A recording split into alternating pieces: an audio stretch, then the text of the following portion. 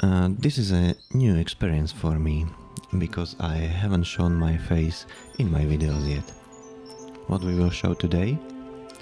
A simple development board on a storyboard, on which the complete Arduino will be assembled. Let's go!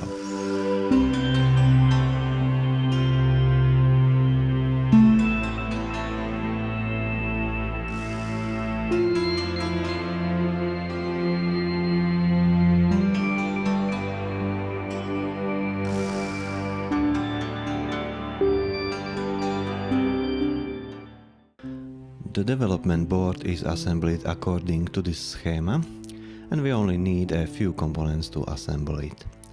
ATmega 328P microcontroller, crystal and two capacitors. There is also a reset button and an ISP connector for programming. And that's all. We solder the components to the board, we break the copper part with a drill in suitable places, and we have to use a sharp knife in some places. If necessary, we will also use insulated wires to add connections to places where copper part cannot be done. And then we solder only a few connectors so that we can connect other components to the individual pins of the microcontroller.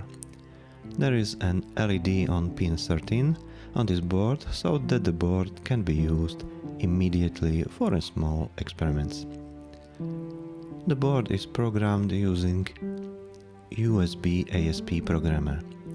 In the description of the video you will find a link to a video that describes the installation of USB ASP on Windows 10.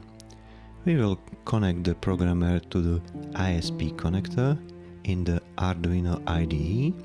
We will set a suitable board and the USB ASP programmer. Care must be taken with the location of the power supply. I have it marked on the board with the red and black marker. Once everything is properly connected, you can plug USB ASP into a USB port on your computer.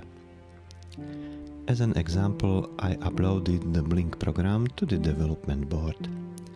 Thanks to the LED directly on the board, it will flash immediately after the program is loaded.